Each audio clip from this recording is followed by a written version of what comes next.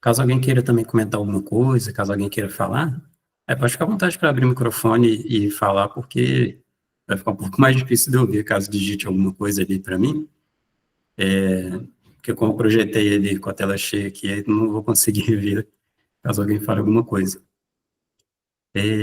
Mas esse tema, né, que eu pensei do verdadeiro espírita, eu acho, assim, essa ideia é muito interessante da gente pensar. Depois eu vou pegar, né, o trecho do Evangelho segundo o Espiritismo, onde fala a respeito disso, né, quem é o verdadeiro espírita, para a gente poder pensar um pouquinho, porque às vezes a gente sente, né, que não somos verdadeiros espíritas, né, eu acho que é um sentimento que é comum, né, eu acho que no meio de entendermos que não somos bons o suficiente, né, para nos dizermos espíritas, né. Como alguém fala assim, né, você é espírito? Fala assim, estou tentando, né, a gente vai ver que, né, sermos verdadeiros espíritas está, né, mais ao nosso alcance do que a gente imagina. E aí eu gostaria de começar com esse trecho do Evangelho segundo o Espiritismo, que ele diz o seguinte: o Espiritismo vem abrir os olhos dos ouvidos, porquanto fala sem figuras nem alegorias, levanta o véu intencionalmente lançado sobre certos mistérios, vem finalmente trazer a consolação suprema aos deserdados da terra e a todos os que sofrem, atribuindo causa justa e fim útil a todas as dores. E aí eu trouxe esse trecho para a gente poder pensar o que é o Espiritismo para nós, porque, particularmente para mim, o mais importante do Espiritismo é o seu caráter consolador, né? Mas antes de entrarmos nessa parte do caráter consolador que Kardec ele traz, né, ali na segunda parte dessa frase dele, desse pensamento, né, e todos esses que não têm um nome no final é porque são, né, frases do próprio Kardec. Obviamente, né, ele falou a partir do seu estudo, junto do que os espíritos trouxeram para nós, mas quando é uma comunicação de um espírito, aí vai ter o nome, né, cidade e o ano logo em seguida. Então, este, no caso, né, é um comentário do próprio Kardec. E quando ele fala que o espiritismo vem abrir os olhos e os ouvidos, por quando fala sem figuras nem alegorias, é porque houve um tempo em que foram importantes essas figuras, foram importantes essas alegorias, né? Porque mesmo na época ainda do mestre, né, até antes de Jesus, né, isso já era importante, e Jesus também não havia a menor possibilidade do mestre transmitir todo o seu conhecimento. Ainda hoje a gente não tem a capacidade de compreender tudo aquilo que Jesus ele sabe, né, mas já temos capacidade de compreender um pouco mais daquilo que Jesus veio trazer para nós há 2000 anos. Mas na época, né, que Jesus esteve encarnado aqui entre nós, não tinha a menor possibilidade dele explicar tudo sobre a lei de Deus, então era necessário ele lançar mão, né, desse recurso, da figura, da alegoria, da parábola, né. Isso fica muito forte, particularmente para mim, quando ele está dialogando com Nicodemos, né, porque quando ele fala com Nicodemos que é necessário nascer de novo, né, e ainda no Evangelho segundo o Espiritismo, Kardec ele vai discorrer sobre essa passagem muito interessante, né, o Kardec, quando fala a respeito, né, da reencarnação e a visão dele, né, a respeito dessa passagem. Mas o mais interessante é que quando ele está conversando com Nicodemos, ele fala a respeito disso, que é necessário, né, nascer de novo, e Nicodemos ele fala como que seria possível. Ele fala, mas como nascer de novo? Ele fala, é necessário que eu torne a entrar no ventre da minha mãe? E é uma pergunta muito interessante essa de Nicodemos, porque Jesus não poderia responder nem que sim, nem que não. Porque se ele responde que sim, né, a gente poderia entender, a partir do que a gente compreende da reencarnação, poderia responder essa pergunta com sim, né, que era necessário, né, tornarmos entrar no ventre, né, da nossa mãe, só que isso em outra vida. E ao mesmo tempo não, porque não tem a menor possibilidade, né, dele, naquela encarnação, de tornar entrar no ventre da mãe dele, né. Então, é uma pergunta, e na sabedoria, né, de Jesus, ele responde a Nicodemos da seguinte forma, ele fala, se você que é mestre em Israel, não compreende as coisas terrenas, como vou te falar das celestiais? Né, essa foi a resposta de Jesus. Então, muitas das coisas, né, mesmo o mestre de Israel, ele não teria condição de compreender, como Jesus ele fala, né, que era o caso de Nicodemos, que para as pessoas da época eram pessoas extremamente esclarecidas, né, e nas palavras do próprio Jesus, né, era um mestre dentre as pessoas de Israel. Então, nessa época foi necessário que houvesse essas figuras, essas alegorias, e aí o Espiritismo, ele surge, então, né, para que já não seja mais necessário utilizar nem de figuras nem de alegorias para compreendermos, pelo menos, né, aquilo que nós já damos conta de compreender das leis de Deus. Que a partir do momento que a gente avança e que chega um determinado momento onde a gente compreende que nós somos capazes de perdoar, Então, como Deus, ele lançaria um filho pela eternidade no inferno? Então, a partir dessa compreensão, ficava difícil para nós compreendermos que há um Deus que é infinitamente bom, infinitamente justo, e que, ao mesmo tempo, ele lança filhos no inferno. Então, o Espiritismo, ele vem como uma ferramenta para auxiliar, né, para nos auxiliar, né, e todas as demais pessoas que tinham essa necessidade de compreender para crer, né, para compreendermos, então, a lei de Deus para melhor, né, servirmos o Mestre e o nosso Pai.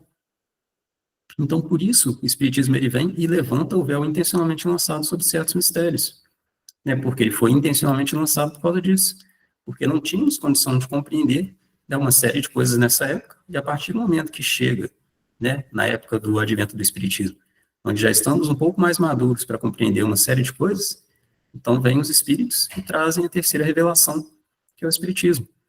E aí entra, então, nessa parte, como eu falei, né, vem finalmente trazer a consolação suprema aos deserdados da Terra. Então, o Espiritismo, para mim, o mais importante dele é a sua característica consoladora. E por isso que eu falo que, se uma pessoa ela chega no centro e ela não se sente acolhida, então o centro, naquele momento, ele falhou. Porque é imprescindível que uma pessoa que ela chegue no centro, ela se sinta acolhida e consolada. Então, muitas vezes eu falo isso, né, quando eu estou dando os estudos, mas acho muito importante sempre frisar esse ponto que, se uma pessoa chega no centro e se sente julgada, dificilmente ela vai se sentir acolhida. Então, por isso que eu acho que, principalmente temas que são muito delicados, a gente deve tomar um cuidado redobrado quando a gente fala deles. Né? Então, quando uma pessoa chega no centro e vê alguém falando sobre aborto, sobre suicídio, dependendo da forma como a pessoa ela fala, e muitas vezes a pessoa ela pode manifestar um pensamento que encontra respaldo em determinado livro, né? Então a pessoa ela pode descrever, por exemplo, cenários da memória de memória de um suicida, e o problema é quando ela omite o fato de que aquele ali é um caso.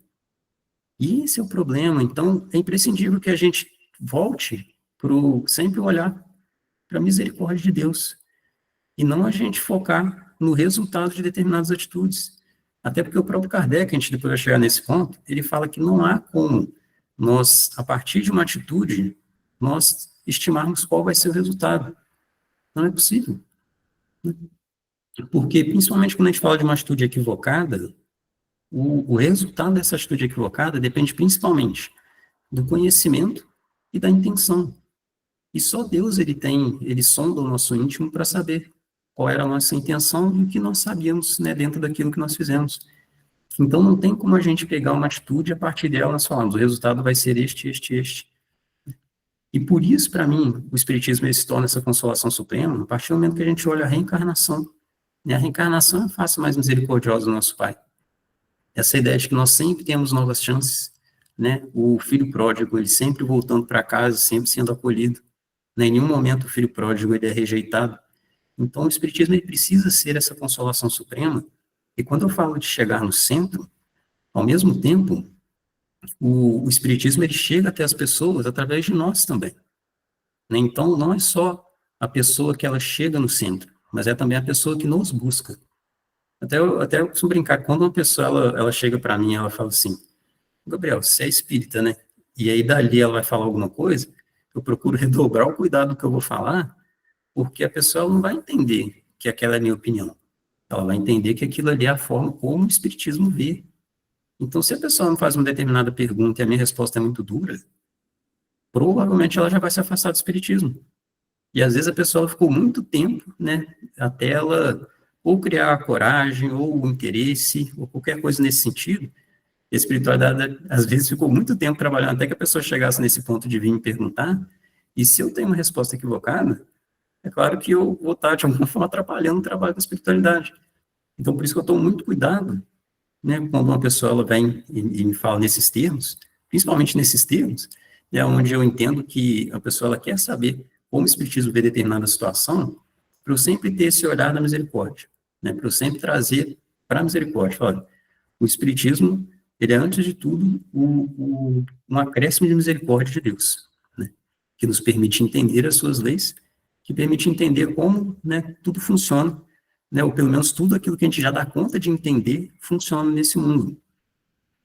E Kardec ele ainda segue: a todos os que sofrem, atribuindo causa justa e fim útil a todas as dores. E a respeito da dor, né, eu trouxe um outro trecho ainda do Evangelho segundo o Espiritismo, deste mesmo capítulo. Ele diz o seguinte: disse o Cristo: bem-aventurados os aflitos, pois que serão consolados. Mas como há de alguém sentir-se ditoso por sofrer, se não sabe por que sofre? O Espiritismo mostra a causa dos sofrimentos nas existências anteriores e na destinação da Terra, onde o homem espia o seu passado. Mostra o objetivo dos sofrimentos, apontando-os como crises salutares que produzem a cura e como meio de depuração que garante a felicidade nas existências futuras. Então, novamente, quando a gente fala a respeito do mal, a respeito da dor, né, o mesmo da dor como sendo um resultado de alguma atitude equivocada, que seria a expiação, uma coisa que eu acho muito importante também quando a gente fala do espiritismo, né, porque aí, né, falando do verdadeiro espírito, e sempre pensando nesse ponto, né, tanto a pessoa que ela busca o centro, quanto a pessoa que nos busca também, né, quando nós somos o centro espírita para alguma outra pessoa. Então, um ponto que eu acho que é muito importante é nós compreendermos o que significa os espíritos eles terem nos trazido essa consolação de que toda dor, ela tem uma razão de ser. Isso não significa que os espíritos eles estão nos estimulando a buscar essa razão, né? É como uma ideia de regressão, né? Quando alguém fala, né, se a gente recomenda fazer uma regressão, né, para saber o que era em vidas passadas, a resposta é sempre não, né? Fala assim, olha, se fosse para nós nos lembrarmos, seja o motivo que for, nós nos lembraríamos. Há pessoas que se recordam de algum, né, ou da última encarnação, ou de algumas anteriores. Então, se há um propósito, a pessoa se lembra. Então, de maneira geral, não é interessante que nós nos recordemos, né? Por isso há esse véu do esquecimento de uma encarnação para outra. Ainda aí é misericórdia de Deus. Então, quando os espíritos eles trazem para nós de que toda dor ela encontra um motivo, seja expiação, seja prova, né? Isso quando a gente fala de maneira geral. Porque quando a gente olha se a gente fosse olhar de forma absoluta, a dor ela não é somente prova e expiação. A dor ela pode ser também como um resultado de uma missão. Só de pensar em Jesus. Jesus ele sofreu não por, obviamente não é expiação, né, já é um espírito puro, também não é prova, não há porquê, né, não há o que se provar em Jesus, tanto mais num mundo como o nosso. Então ele sofre única e exclusivamente por amor, para ensinar. E outros que seguiram, né, as pegadas do mestre, houve outras pessoas também que tiveram a mesma atitude, né, e por isso passaram por determinadas dores aqui na Terra, para cumprir o propósito, para também cumprirem as suas missões.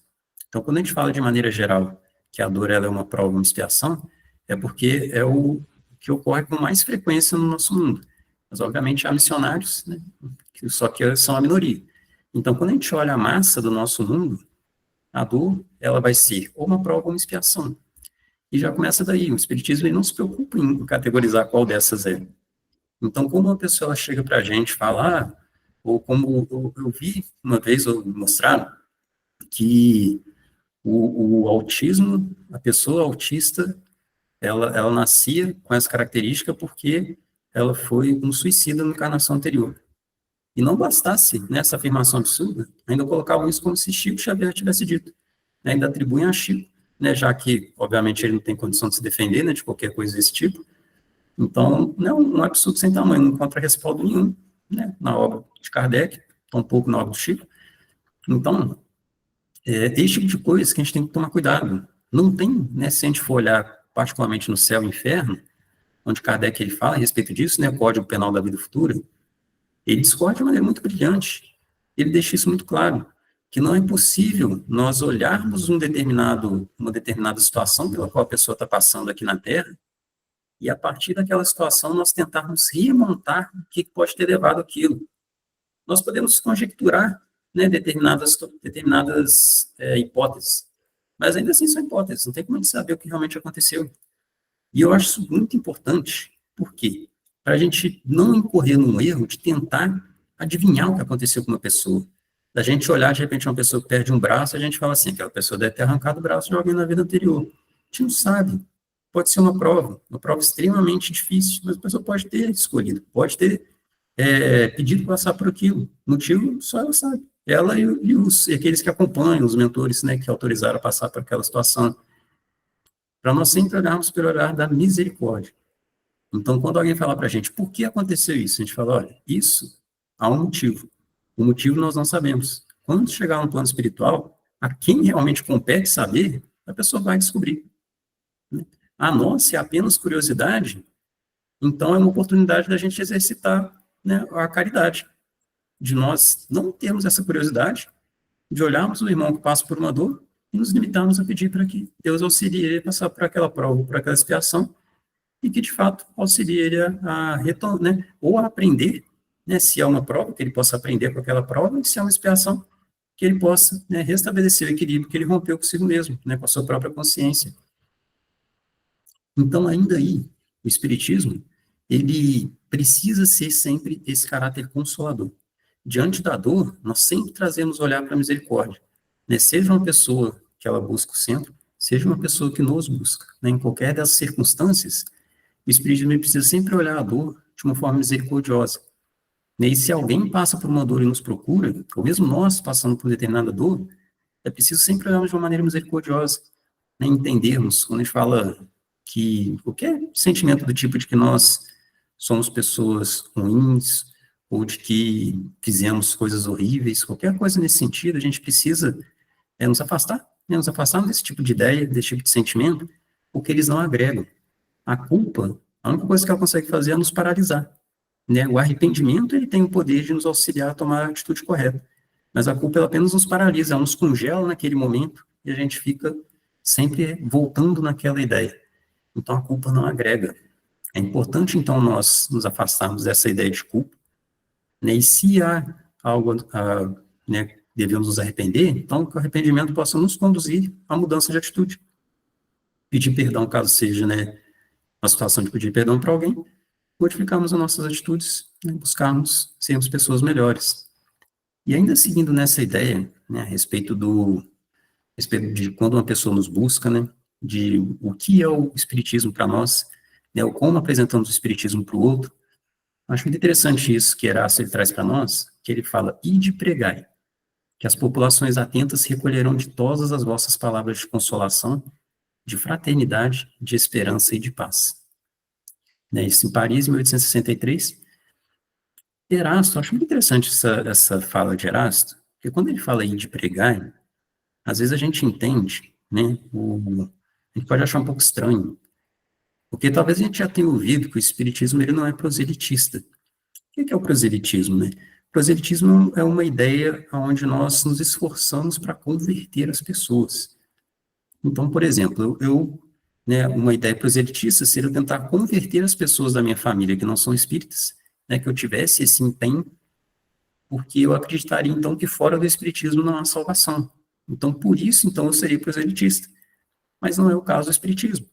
Entendemos que fora da caridade não há salvação. Então, a caridade está ao alcance de todas as pessoas. Né? Então, não significa que a pessoa, para ela ser salva, ela tem que ser espírita. Por isso, não há uma preocupação de convertermos pessoas ao espiritismo. A nossa preocupação é de divulgarmos o espiritismo, para que o espiritismo alcance as pessoas que o buscam. Porque, às vezes, uma pessoa está buscando o espiritismo e ela não sabe. Às vezes, a pessoa está buscando uma consolação que estará no espiritismo, virá na forma do espiritismo uma consolação para essa pessoa, mas ela ainda não sabe, ainda não alcançou essa pessoa. Por isso, nosso esforço de divulgação, né? Queremos divulgar, queremos que o espiritismo alcance a maior quantidade de pessoas possível, porque assim como ele nos consolou, pode consolar, né? Pode e vai consolar a pessoa que o busca. Então, por isso, quando Erasto ele fala em de pregar, é nesse sentido, né, de pregarmos para que o espiritismo ele alcance a maior quantidade de pessoas possível. No entanto, essa pregação nossa, ela é um pouco diferente, né, dessa ideia, quando a gente vê, né, obviamente a gente respeita, né, todas as manifestações religiosas, né, onde efetivamente há um interesse em trazer as pessoas para junto de Jesus, mas diferente de, por exemplo, um irmão ou uma irmã, né, que pega uma caixa de som, fica numa praça e convida as pessoas, ou para a sua igreja, ou apenas falando de Jesus ali, né? A nossa postura é um pouco diferente, porque entendemos que esse ir de pregar é, antes de tudo, a nossa pregação é o nosso exemplo. O nosso exemplo é a nossa pregação. É por isso que a partir do momento que a pessoa ela percebe que as nossas atitudes elas destoam um pouco daquilo que é comum muitas vezes na sociedade, aquilo pode chamar atenção. E de repente a pessoa virar e falar assim: engraçado, Gabriel, é tal, tal e tal coisa, por que você fez isso? Eu falo assim: porque é o certo. E aí de repente aquilo chama atenção, e em determinado momento a pessoa ela começa a perceber uma característica religiosa em determinadas atitudes nossas. E aí quando ela pergunta, fala assim: mas você tem uma religião? Eu falo assim: sou espírita. E esse, eu sou espírita, é isso, é que é a pregação. Então, por isso, tão importante, nós estarmos sempre atentos com aquilo que falamos e com aquilo que fazemos, porque a partir do momento que uma pessoa, ela tem isso, nessa informação de que somos espíritos, a gente passa sempre a ser uma vitrine do espiritismo para quem está ao nosso redor. E depois a gente vai chegar no ponto, né, onde a gente fala assim: então a gente não pode errar, porque se a gente erra, compromete o espiritismo. A gente vai chegar nesse ponto. Mas o principal, né, o que eu acho que é mais importante quando a gente fala a respeito disso, do ir de pregar, né, como esse conselho do Erasto, eu acredito que a parte mais importante esteja atrelada a isso. Né? Kardec ele diz o seguinte para a gente: serão cristãos os que, falando a respeito de Jesus, honram com exteriores atos de devoção e ao mesmo tempo sacrificam o orgulho, ao egoísmo, à cupidez e a todas as suas paixões? Serão seus discípulos que passam os dias em oração e não se mostram nem melhores, nem mais caridosos, nem mais indulgentes para com seus semelhantes? Não. Porquanto, do mesmo modo que os fariseus, eles têm a prece nos lábios e não no coração. Pela forma poderão impor-se aos homens, não porém a Deus. Até que ele deixa esse alerta, e é muito importante a gente entender também como que Jesus ele era muito duro com a hipocrisia. Depois eu até comentar como que Jesus, né, quais eram as reações do mestre diante da fragilidade, diante da ignorância. Com a hipocrisia, Jesus era muito, muito rígido. E por que Jesus ele era muito rígido com a hipocrisia? Porque a hipocrisia, ela tem um poder de muito grande de fazer com que uma pessoa tenha uma ideia equivocada daquilo que a gente professa. Então, a hipocrisia, ela é talvez um dos maiores, se a gente puder assim expressar, né, um dos maiores adversários do espiritismo. Porque a partir do momento que uma pessoa ela se torna hipócrita, o que é a hipocrisia? A hipocrisia a gente pode considerar que é um esforço em escondermos ou atitude ou um sentimento equivocado. Sempre que é um esforço da nossa parte de escondermos uma atitude ou um sentimento equivocado, e quando eu falo esconder, não é no sentido de não manifestar, mas no sentido de eu desejar que as pessoas não percebam. Porque muitas vezes a gente pode, no esforço de nos tornarmos pessoas melhores, né, vou dar um exemplo. Às vezes eu sou uma pessoa que eu tenho muita dificuldade com a paciência. Então eu procuro me policiar muito, procuro vigiar muito isso, porque eu sei que eu sou uma pessoa impaciente. E aí, de repente, acontece uma determinada coisa e eu sou impaciente. Acontece, né? Às vezes, estou no trânsito, por exemplo, uma pessoa fala alguma coisa, naquele momento eu sou impaciente. E às vezes eu vou ser impaciente com alguma pessoa que, às vezes, dias antes, né, me viu fazendo estudo. A pessoa vai lá e fala assim: engraçado, quando você está fazendo estudo, você não estava falando isso, não. E aí, o que é hipocrisia? A hipocrisia seria eu tentar encontrar desculpas para isso. Eu falo: olha, mas a culpa é sua, a culpa é do obsessor, a culpa é do trânsito, a culpa é do carro. Sempre buscando um outro culpado. Isso é hipocrisia. A hipocrisia é não admitir uma determinada fragilidade, não admitir o erro. E isso é muito nocivo, tanto para o espiritismo quanto para nós. O que então se espera que né, nós façamos uma atitude dessa? Se eu fui impaciente no trânsito e tive, às vezes, uma atitude equivocada, o que se espera é que eu diga: olha, você me desculpa, eu estou me esforçando para ser uma pessoa mais paciente. Neste momento, eu não consegui, né? É isso que se espera.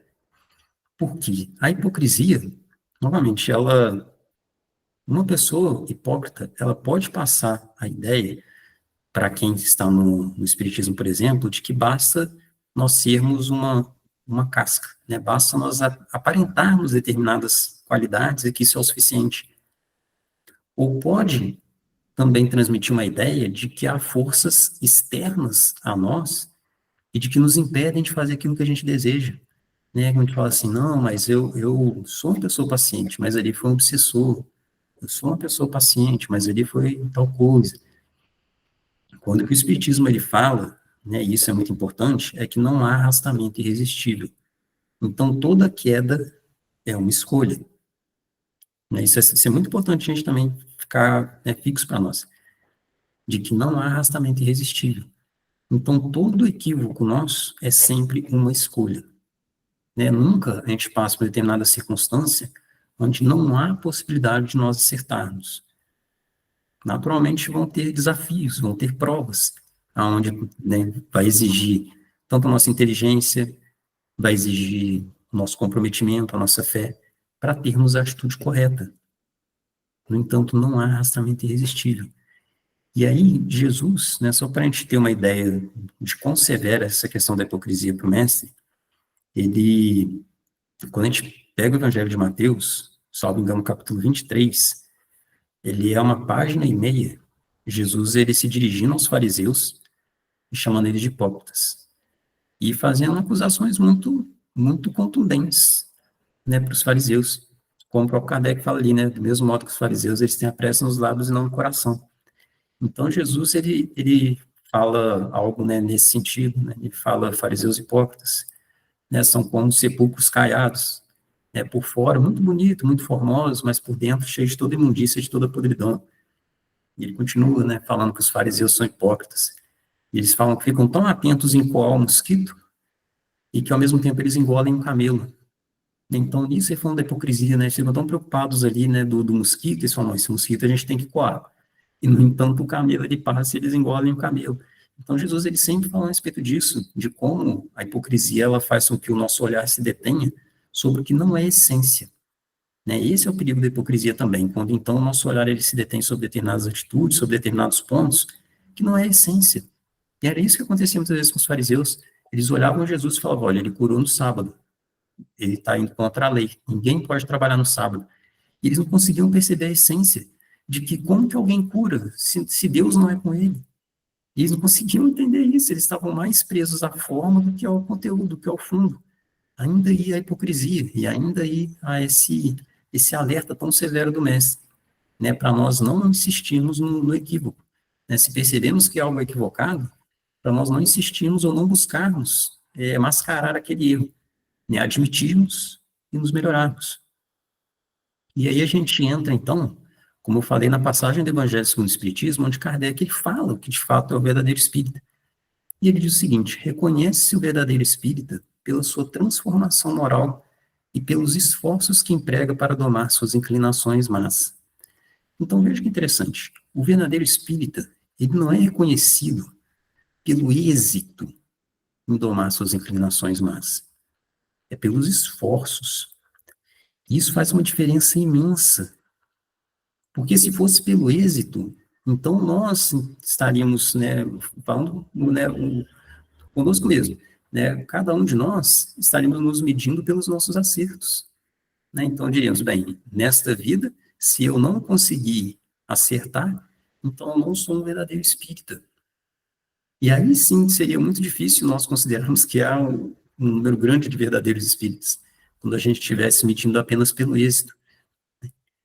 E essa transformação moral que Kardec ele traz para nós, ela é uma consequência desses esforços. A partir do momento que há um esforço verdadeiro para domar as nossas inclinações más, essa transformação moral ela vem como uma consequência natural, né?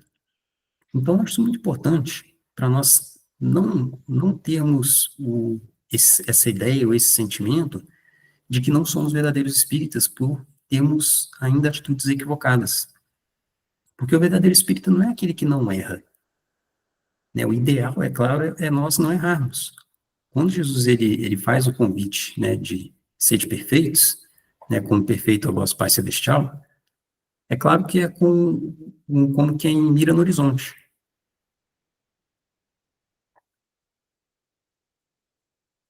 Tanto Jesus como nós sabemos que a gente não tem condição, né, nós não temos condição de sermos perfeitos agora. Então, quando Jesus ele fala sede perfeitos, a ideia é que nós temos um horizonte e nós então almejamos alcançar esse horizonte, né, sabendo das nossas limitações. É antes uma referência daquilo que buscamos. E não com a crença de que seremos perfeitos hoje. Porque, às vezes, essa ideia que nós temos, então, de que, a partir do momento que somos espíritas e somos uma vitrine do espiritismo para as outras pessoas, então entendemos que não podemos errar. Né? E, como eu falei, é uma ideia perigosa, porque daí, para nos tornarmos hipócritas, é um pulo muito pequeno. A ideia de que, não, eu não erro. Eu não erro porque eu sou espírita e etc, etc. E a partir disso, então, a gente começa a buscar explicações externas para um determinado equívoco nosso. E todo equívoco nosso, a responsabilidade é nossa e a motivação é nossa. Né? Todo equívoco nosso.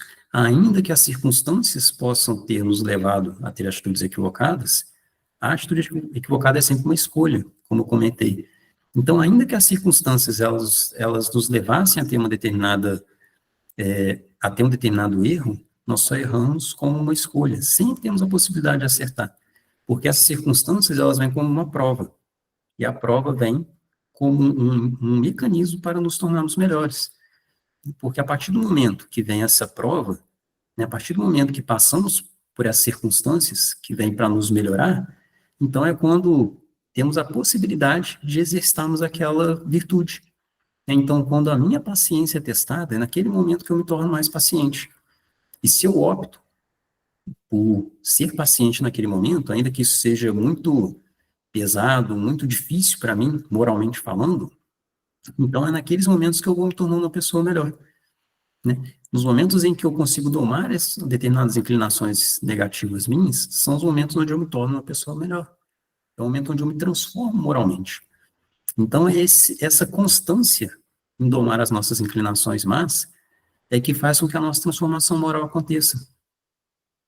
E por isso, como eu falei, a ideia de que nós não devemos errar, né? E sempre podemos passar uma vida sem ter nenhum equívoco. No entanto, muitas vezes nós ainda erraremos. Qual é o gênero de erro que nós temos com mais frequência? A partir do momento que a gente abraça uma religião, seja o espiritismo, seja qualquer outra religião, há uma tendência de não mais buscarmos o mal. Pelo menos eu acho que é algo muito difícil a gente imaginar uma pessoa que ela busca uma religião verdadeiramente e, ao mesmo tempo, ela ainda procura ter atitudes equivocadas de prejudicar os outros, né, deliberadamente.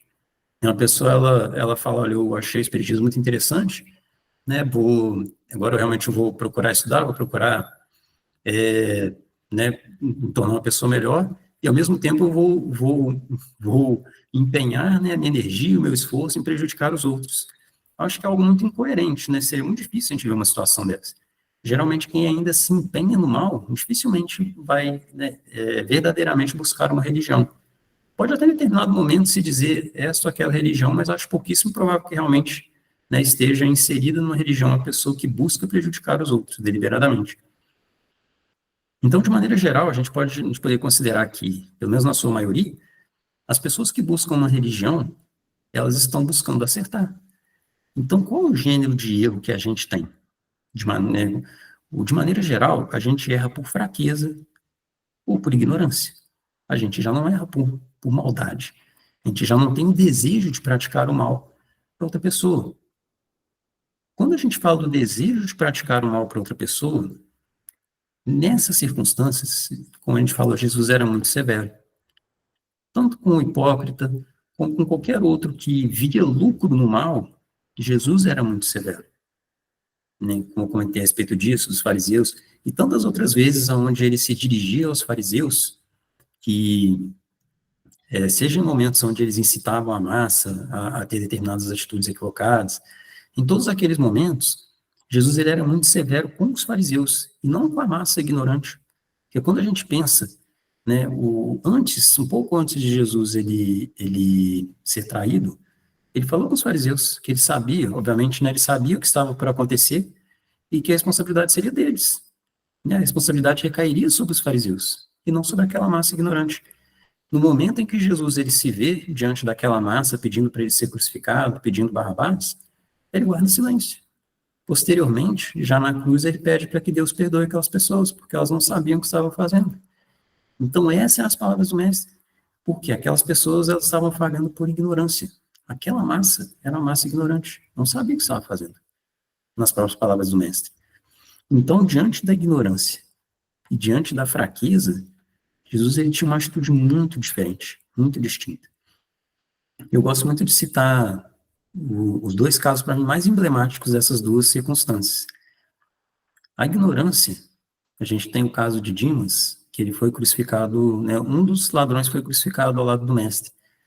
Salvo engano, o outro, o nome era Esdras. Se eu não me engano, agora realmente eu vou pedir perdão, mas às vezes a gente acaba confundindo alguns nomes, mas se eu não me engano é Esdras, o outro ladrão. Mas, né, eram dois ladrões, foram crucificados um de cada lado do mestre, e este, o Esdras, né, pelo menos eu acredito que era esse o nome, ele diz o seguinte para Jesus, ele fala, se tu és o Cristo, então desce da cruz e salva nós, né, se tu és o Messias, falando isso para Jesus. E por que ele falou isso? Porque ele entendia que Jesus não era o Messias. Se ele estava sendo crucificado, ele não tinha como ele ser o Messias. Né? Os judeus, eles esperavam um Messias que ia libertar o povo, né, o povo judeu, através da violência, que libertaria do jugo romano, né, com uma guerra, né, que viria com armas, e que então, né, faria uma revolta contra os romanos. Esse era o Messias que eles aguardavam. Então, quando ele vê Jesus na cruz, ele entende que ele não era o Messias. Então, ele fala dessa forma porque ele não acreditava. E aí, Dimas responde a Esdras dizendo o seguinte, fala, nós estamos recebendo o que os nossos feitos mereciam. Ele fala, mas este nada fez para merecer essa condenação, falando a respeito de Jesus. E aí, então, Dimas ele diz o seguinte para Jesus, Senhor, lembra-te de mim quando entrares no teu reino. E Jesus ele diz o seguinte para Dimas, pois eu te digo que ainda hoje estarás comigo no paraíso. E a respeito dessa, né, essa passagem é maravilhosa, belíssima, e eu acho interessante porque algumas, salvo engano, tem um livro da Amélia Rodrigues, onde eles colocam hoje, em outro ponto, eles colocam, né, Jesus falando, hoje te digo que estarás comigo no paraíso. Então, aí para mim é mais um ponto onde a gente fica tão preocupado com a forma, né, que algumas pessoas acharam que era muito importante que frisasse que Dimas ele não estaria no paraíso naquele dia, né, porque daria uma ideia de que o arrependimento, né, o arrependimento faz com que a pessoa alcançasse o paraíso, seria uma ideia desse tipo, né, que o arrependimento no último momento, né, tanto que para a Igreja Católica existe São Dimas, né, que ele é o santo dessas pessoas que se arrependem no último momento, que obviamente tem um valor muito grande esse arrependimento. Entendemos que quando Jesus ele se dirige a Dimas, ele fala isso, eu falo que não é tão importante onde está o hoje, né, como eu já vi algumas pessoas dentro do movimento espírita preocupadas. Não é tão relevante aonde está o hoje, porque o mais importante é que quando Jesus ele fala do paraíso para Dimas, entendemos que o paraíso é íntimo. Então, a partir do momento que Dimas ele alcança o paraíso, é o paraíso dele compreender que a sua condenação não é eterna. Porque Dimas ele entendia que, condenado pelos homens, também estaria condenado diante de Deus. Então, eu entendi que a sua condenação também era eterna. Então, quando Jesus ele fala isso, o paraíso de Dimas é saber que ainda há outra chance. Nós entendemos como sendo a reencarnação. Né? Jesus falando para ele que ainda haveriam, né, novas oportunidades. E esse seria o paraíso de Dimas. Né? A ideia de saber que a sua condenação não era eterna. Eu gosto particularmente de pensar que Dimas, em outra encarnação, ele volta como cristão e se esforçando para dissuadir todas as pessoas, né, que estavam cometendo crimes, para que elas se arrependessem e modificassem, né, a sua atitude, se tornassem cristãs e o seguissem. Né, praticamente eu gosto de pensar isso. E que o paraíso de Dimas, né, essa conversão dele, de perceber a grandeza de Jesus, mesmo no momento de aparentemente maior fragilidade do mestre, onde inclusive vários apóstolos, né, não estavam com Jesus, né, particularmente só João estava com Jesus naquele momento, dos apóstolos, já as mulheres, praticamente todas, acompanharam Jesus. Então, dos homens que seguiram o mestre, João estava com ele naquele momento, né, e as mulheres que seguiram o mestre, todas estavam lá naquele momento com ele, né, diz muito a respeito de uns e de outros. Então, Dimas reconhece Jesus naquele momento de aparentemente maior fragilidade do mestre. Ele reconhece que Jesus era o Messias naquele momento. E Jesus, então, trata com amor, compreendendo que a ignorância de Dimas havia feito ele ter aquelas atitudes equivocadas, e que ele só veio a tomar contato com Jesus naquele momento. E o Espiritismo ainda traz mais isso, né? Porque às vezes outras religiões elas podem entender que Jesus não apareceu antes para Dimas, para que Dimas, então, se tornasse essa referência, né, do arrependimento no último momento, e que isso fosse suficiente para alcançar o paraíso. Nós entendemos que Dimas não apareceu antes, o que Jesus não apareceu antes para Dimas, para ele mostrar isso, de que não importa quando uma pessoa busca Jesus, ela o encontra. Ainda que seja no final da sua vida, ela o encontra. E aquilo ali é o paraíso da pessoa, que ela vai levar pelas próximas vidas. Não significa que os equívocos que a pessoa teve nessa vida até que ela buscasse o mestre, que aqueles equívocos desapareceram. Mas significa que essa postura de buscar Jesus vai permanecer com ela em outras vidas. E quando a gente fala da fragilidade, para mim, outra passagem também lindíssima, é Jesus falando com aquela irmã que foi pega em adultério. Nós conhecemos até o meio da passagem, via de regra, porque quando Jesus, né, os judeus, eles chegam, trazem essa irmã, e falam que a lei, né, a lei de Moisés determina que ela fosse apedrejada. Eles perguntam a Jesus, ele fala, e você? O que você diz? Porque eles sabiam que Jesus falava da lei de amor. Então, se Jesus ele fala para não apedrejar, ele estaria contra a lei de Moisés. Se ele fala para apedrejar, ele estaria contra a lei de amor. Então, eles imaginavam que seria uma situação da qual Jesus não poderia sair. Mas, obviamente, eles estavam equivocados, porque não é sem motivo que Jesus é o nosso mestre. Então, Jesus, ele fala, né, aquelas palavras, né, que todas as religiões, pelo menos cristãs, conhecem, onde ele fala que nunca pecou, que atire a primeira pedra. Todos se retiram, até que chega um determinado momento que está apenas Jesus e essa irmã. E aí o diálogo também é muito lindo, onde Jesus ele se vira para ela e ele diz, mulher, cadê os teus acusadores? Ninguém te acusou? E ela diz, ninguém, Senhor. E ele fala, nem eu também te acuso. Vai e não tornes a pecar. Por que é tão significativo esse diálogo de Jesus com ela? Jesus, em outro momento, ele fala que Deus deu autoridade para ele julgar as pessoas neste mundo. Ele fala que ele tem essa autoridade. Ele fala, olha, Deus, ele me deu autoridade para julgar. Mas em seguida ele continua, ele fala, mas eu não julgo. Ele fala, já há a lei de Deus para fazer isso. Então, em outra passagem, ele deixou bem claro que ele tem essa autoridade, dada pelo nosso Pai, de julgar as pessoas neste mundo. Então, quando ele fala para ela que ele não a condena, perdão, ele fala não a condena. Eu falei no... Lembro agora como eu falei a passagem, mas talvez eu tenha falado o termo equivocado. Ele diz para ela, nem eu te condeno. Ele não fala não julgo. Ele diz para ela, nem eu te condeno. Eu falei não acuso, mas eu acredito que a tradução que me vem agora é do condeno, que né, tem essas duas traduções. Ele diz para ela, nem eu te condeno. E isso é muito maior do que eu não te julgo. Porque se Jesus falasse que não julga, ele daria a entender que ele não julga porque ele deixa a cargo da consciência julgar aquela irmã. Quando ele fala que não condena, é muito maior. Porque é uma ideia de que Jesus, então, dada a sua autoridade para julgar, ele observa tudo o que aconteceu e não a condena. Então, você compreendeu como naquele momento Jesus ele acolhe ela de uma forma muito mais ampla, que simplesmente se ele dissesse que não julga? Quando ele fala que não condena, é porque ele compreende que foi um momento de fragilidade. Mas, ao mesmo tempo, Jesus ele não incentiva o erro, ele não incentiva o equívoco. Então, em seguida, ele fala, vai e não tornes a pecar.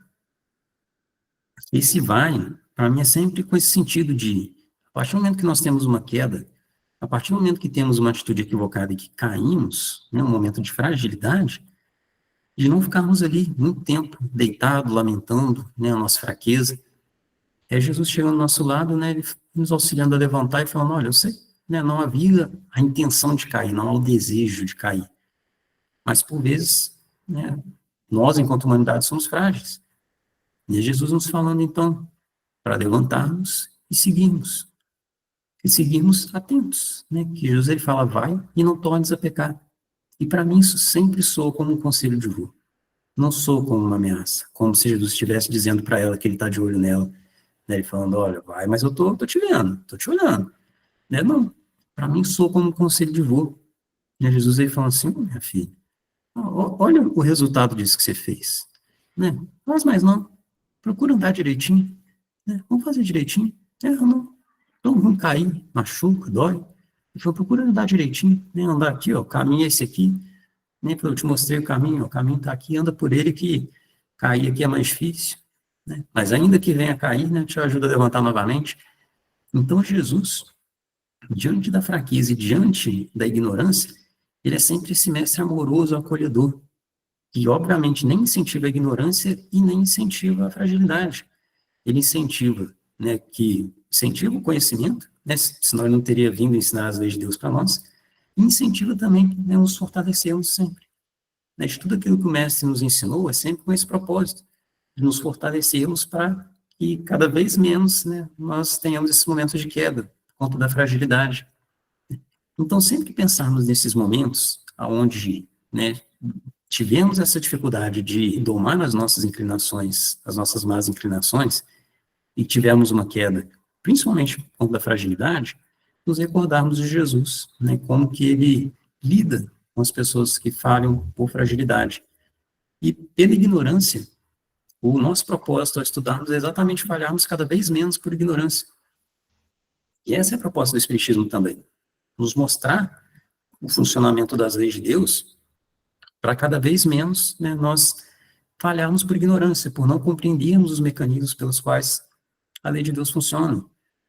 Porque às vezes uma pessoa ela pode falhar por ignorância, né? Só como um exemplo que me ocorre muito corriqueiro, às vezes a gente vê uma pessoa muito boa, pessoa que sempre auxiliou as pessoas aqui na Terra, sempre teve atitudes corretas, e de repente essa pessoa passa por uma situação muito pesada, a pessoa ela tem uma doença, essa pessoa ela, né, alguma circunstância dessa muito difícil, e de repente aquilo nos incomoda, a gente entende que é uma injustiça de Deus, que às vezes a gente vê o mal prosperar, às vezes a gente vê uma pessoa que prejudica tantas, e essa pessoa está rica, essa pessoa tem poder, tem status, né, essa pessoa aparece, né, no Instagram da vida, ou coisa desse tipo, sempre sorridente, sempre feliz, e às vezes a gente pode ficar inclinado a isso, entender que não há justiça, de que não há Deus, e uma pessoa que às vezes tinha no seu íntimo um propósito positivo no início, às vezes ela pode ver esse propósito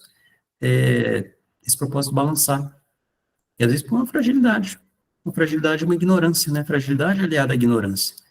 O Espiritismo nos auxilia a entender novamente com a questão de reencarnação. E esse irmão que ele passa por uma dificuldade hoje, tendo uma atitude, né, tendo atitudes todas corretas, é porque agora ele está em condição de responder por algum equívoco de uma vida anterior. Ou é uma prova que ele solicitou também, né, para ele desenvolver ainda mais aquelas qualidades que ele já traz. Né, seja uma circunstância ou outra, a gente ainda consegue compreender a justiça de Deus ali. E desse mal que prospera, a gente compreende que esse irmão no futuro, ele vai responder, né, e que Deus, ele dá esse tempo porque ele ama todos nós. Então ele sempre confia que nós vamos nos arrepender e modificar as atitudes nossas. Agora, é claro que se esse irmão ele desencarna tendo uma vida de erros, uma encarnação seguinte, o mais provável é que ele tenha uma encarnação muito difícil, onde ele vai responder por uma série de equívocos que ele teve no anterior. Então, novamente, o conhecimento nos permite olhar com serenidade essas circunstâncias, né, com serenidade e não com passividade, porque a gente vê uma pessoa sofrendo, a gente entender, não, a pessoa tem que passar por aquele sofrimento, né, então eu não posso fazer nada porque aquele sofrimento ali veio para a pessoa aprender, ou para a pessoa, né, ou veio como expiação, não, os próprios espíritos já falaram, se está ao nosso alcance ajudar, então que ajudemos. né? Como os próprios espíritos falam, a gente não sabe se Deus nos colocou naquele momento para sermos o alívio daquele irmão ou daquela irmã. Se é através das nossas mãos que Deus ele falou, olha, basta, o sofrimento ele veio até aqui. Daqui em diante, então, ele vai ser auxiliado. Então, nunca sermos indiferentes, né? Como o próprio Jesus já falou também, né? Que sempre que nós fazemos alguma coisa para um desses pequeninos irmãos dele, um dos nossos pequeninos irmãos também, nós fazemos para o mestre. E quando deixamos de fazer, nós deixamos de fazer para o mestre também. E quando a gente fala a respeito, né, dessa questão das quedas, né, tanto da fragilidade quanto da ignorância, eu gosto muito dessa passagem do Evangelho do Espiritismo, que diz o seguinte: não consiste a virtude em assumir severo e lúgubre aspecto, em repelides os prazeres que as vossas condições humanas vos permitem. Basta reporteis todos os atos da vossa vida ao Criador que vos deu. Basta que, quando começardes ou acabardes uma obra, eleveis o pensamento a esse Criador e lhe peçais, no arroubo de alma, ou a sua proteção, para que obtenhais êxito, ou a sua bênção para ela, se a concluístes. É isso, a comunicação, né? Um espírito protetor, Bordeaux, 1863. Então, esse espírito protetor, é muito interessante quando ele fala que não consiste a virtude em assumir severo lúgubre aspecto, em repelir os prazeres que as vossas condições humanas vos permitem. Porque às vezes a gente entende que quando fala de domar mais inclinações, a gente entende que estamos lutando contra a matéria. Né? Eu gosto muito de fazer uma comparação com chocolate. Uma pessoa, muitas vezes a pessoa, principalmente quando ela está começando o espiritismo, ela entende que a proposta do espiritismo é de uma dualidade, né, espírito-matéria, e que o espiritual, ele tem que triunfar do material como se estivessem, né, combatendo um ao outro, né, como se eles estivessem numa luta. E aí, então, entende que tudo que é material é ruim, né, é um equívoco que eu acredito que acontece com uma certa frequência, principalmente quando a pessoa está começando no movimento espírita. E o que esse espírito aí está dizendo, né, como eu gosto do exemplo de chocolate, é o seguinte: não tem problema nós gostarmos de chocolate. Não tem problema nós sentirmos prazer em comer chocolate. Não tem problema eu chegar de repente e falar, bem, eu fiz a minha refeição, vou comer uma sobremesa, vou comer um chocolate. Não tem problema. Não tem problema nenhum. Quais são as duas circunstâncias que o chocolate ele passa a ser um problema para mim, quando eu gosto de chocolate? A primeira é quando, para eu comer chocolate, eu faço mal para alguém ou para mim mesmo. Essa é a primeira circunstância. Né? Então, se eu roubo para eu comer chocolate, aí tem um problema. Porque aí eu estou praticando mal para sentir prazer. Ou então, se eu faço mal para mim mesmo. Né? Então, se eu, de repente, eu já estou satisfeito, ou então de repente, um médico ele pode chegar para mim e falar assim, Gabriel, então você tem intolerância à lactose. Você não pode comer esse chocolate aqui, sei que você gosta muito desse tipo. E eu falo, ó, eu sei que eu não posso, mas eu gosto muito desse chocolate, eu vou comer mesmo assim. Eu sei que aquilo me faz mal, mas ainda assim eu vou comer porque eu quero aquele prazer. Então aí também há o mal. Quando eu faço mal para o outro, quando eu faço mal para mim mesmo. E o segundo ponto onde o chocolate passa a ser problemático para mim é quando eu não tenho controle. Quando eu perco o controle. Então, quando eu acordo, eu falo, chocolate, aí eu vou comer chocolate. Aí, de repente, eu estou no meu trabalho, e aí eu saio escondido para comer chocolate. E aí, de repente, né, eu tenho determinadas, né, tenho outras atribuições, as pessoas estão contando comigo para auxiliar em determinada coisa, e aí eu deixo de ir para comer chocolate. E aí eu passo a minha vida a girar em torno do chocolate. Tudo que eu faço, eu deixo de fazer, é para eu ter ou não o prazer do chocolate. Né? Então, eu deixo de fazer coisas para comer chocolate, né? Eu deixo de estar com pessoas para comer chocolate, aí é um outro problema. Então, se eu perco o controle, aí também é problemático. Então, não é a matéria, nós não lutamos contra a matéria. É importante entender isso. Nós entendemos a matéria como sendo um meio para desenvolvermos o espiritual. Então, a gente não luta contra ela. O esforço dentro do espiritismo, ou antes aquilo que os espíritos nos convidam a fazer, ou mesmo ainda antes dos espíritos de Jesus nos convidar a fazer, é que o nosso olhar se detenha sobre o que é espiritual primeiro. Era isso que Jesus ele falava, né? Quando ele falava para nós observarmos o lírio do campo, as aves do céu, né? Para ele entender que a providência divina olha por todos eles. Então, para termos a serenidade e o nosso olhar está sempre voltado para o espiritual. Né? O material, a partir do momento que nos esforçamos, para servir o mestre, a partir do momento que nos esforçamos para seguir o caminho correto, a não ser que seja uma prova pela qual a gente tem que passar, o necessário do material nós vamos alcançar. Né? É essa fé que nós temos que ter, do olhar estar sempre, né, sempre temos o nosso olhar primeiro sobre o espiritual. É isso que o Espiritismo, né, esse é o convite do Espiritismo, o convite que os Espíritos fazem para nós também. E aí, eu peguei esse trecho né, novamente do Erasto, eu acho muito interessante quando ele tiver essa passagem, porque a gente pode entender que nós somos, né, que o Espírito ele é o suprassumo do mundo. Né, porque ele diz o seguinte: ó verdadeiros adeptos do Espiritismo, sois os escolhidos de Deus, e de pregar a palavra divina.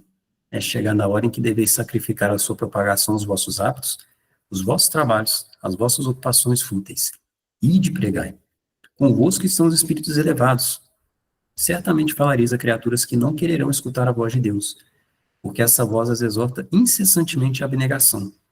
Pregareis o desinteresse aos avaros, a abstinência aos dissolutos, a mansidão aos tiranos domésticos, como aos déspotas. Erasto, Paris, 1863. Quando a gente vê essa passagem, a gente pode entender que Erasto está falando que nós somos seres extraordinários, né? Sois os escolhidos de Deus. E aí eu acho muito importante quando a gente vê, principalmente, né, seja essa mensagem específica, seja qualquer outra mensagem dessa natureza, quando os espíritos falam do espírita como escolhido de Deus, é importante nós entendermos que nós somos escolhidos como os trabalhadores da última hora, né? É esse o escolhido de Deus, somos escolhidos como chamados ao trabalho, né? Não escolhidos como sendo, né, os diletos, né, como se Deus falasse assim: estes são meus filhos preferidos. Não, escolhidos de Deus como Deus, então, nos escolhe para trabalharmos, para servirmos. Nesse sentido, então, os escolhidos de Deus. Né? E não de sermos pessoas melhores. Né? Nunca os espíritos vão incentivar em nós qualquer sentimento, qualquer pensamento, no sentido de orgulho, de egoísmo, de qualquer coisa desse tipo. E quando, né, todo essa exaltação de Erasto, essa coisa de, né, sacrificarmos os nossos hábitos, os nossos trabalhos, as nossas ocupações fúteis, então é importante entendermos que o momento em que Erasto ele fala isso, né, o momento em que o Espiritismo ele estava começando, né, então, para mim essa mensagem, claro que ainda hoje, né, ela fica muito forte para a gente, no sentido de o nosso foco sempre estar no espiritual. Para mim, essa mensagem particular, a gente deve sempre olhar dessa maneira, né, como sendo escolhidos, como chamados ao trabalho, né, e essa coisa, né, essa exaltação de Erasto, não, sacrifica tudo pelo espiritismo, sempre entendemos como sendo um convite para que o nosso olhar se detenha mais sobre o espiritual, e não de uma maneira literal, né, da gente abandonar trabalho, família, tudo, para, né, para divulgarmos o espiritismo, né, obviamente não é de uma forma literal, né, eu gosto de trazer isso sempre para elucidar esse ponto, que a gente vai ver algumas das passagens nesse sentido, né, de que somos escolhidos de Deus como sendo melhores, não? Somos escolhidos e chamados para trabalhar.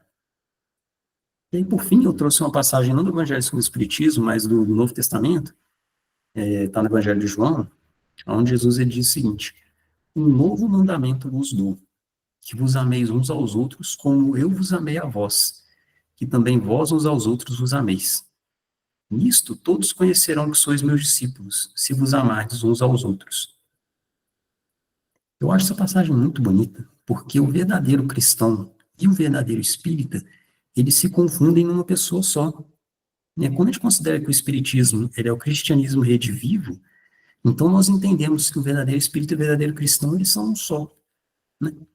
Não que o verdadeiro cristão ele tenha que ser espírita, né? Mas que o espírita ele é também o cristão. E que o verdadeiro espírita ele se torna, né, automaticamente um verdadeiro cristão também. Então, assim como Jesus ele falou, obviamente que aqui está com o mandamento, hoje a gente poderia entender como convite, né, trazendo para a linguagem, né, nossa de hoje, esse convite do Mestre, de nos amarmos uns aos outros, assim como Ele nos amou e nos ama ainda. Né, e que nisto, então, reconheceram que nós somos seus discípulos. Né, e então deixar essa mensagem como sendo, né, o que é o verdadeiro espírito, né, e que, como eu disse, se confunde com o verdadeiro cristão. E eu deixei essa imagem do Kardec, né, por conta dele não só ter falado para a gente quem é o verdadeiro espírito, mas por conta das suas atitudes ter sido para nós, né, um exemplo de um verdadeiro espírito e de um verdadeiro cristão também. E Caso alguém queira comentar, né, alguma coisa, ou tenha alguma dúvida também, eu vou só parar aqui a apresentação. E caso alguém também queira falar alguma coisa, comentar, né, eles podem ficar à vontade. E, se não, agradeço, né, a atenção de todos, agradeço o carinho. A gente fica à disposição também para no outro momento, né, a gente está novamente no CGM. Muito obrigado.